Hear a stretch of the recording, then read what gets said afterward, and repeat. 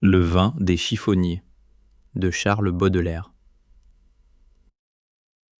Souvent, à la clarté rouge d'un réverbère, dont le vent bat la flamme et tourmente le verre, au cœur d'un vieux faubourg, labyrinthe fangeux, où l'humanité grouille en ferments orageux, on voit un chiffonnier qui vient, hochant la tête, butant et se cognant au mur comme un poète, et sans prendre souci des mouchards ses sujets, épanche tout son cœur en glorieux projets.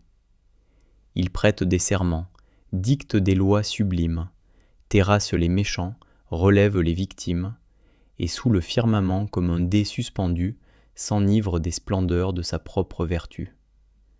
Oui, ces gens harcelés de chagrins de ménage, moulus par le travail et tourmentés par l'âge, éreintés et pliant sous un tas de débris, vomissements confus de l'énorme Paris, reviennent, parfumés d'une odeur de futailles, suivis de compagnons, blanchis dans les batailles, dont la moustache pend comme les vieux drapeaux. Les bannières, les fleurs et les arcs triomphaux se dressent devant eux, solennelle magie.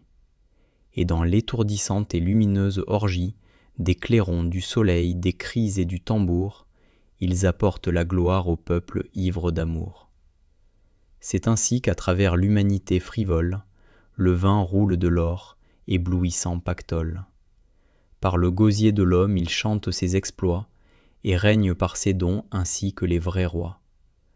Pour noyer la rancœur et bercer l'indolence de tous ces vieux maudits qui meurent en silence, Dieu, touché de remords, avait fait le sommeil. L'homme ajouta le vin, fils sacré du soleil.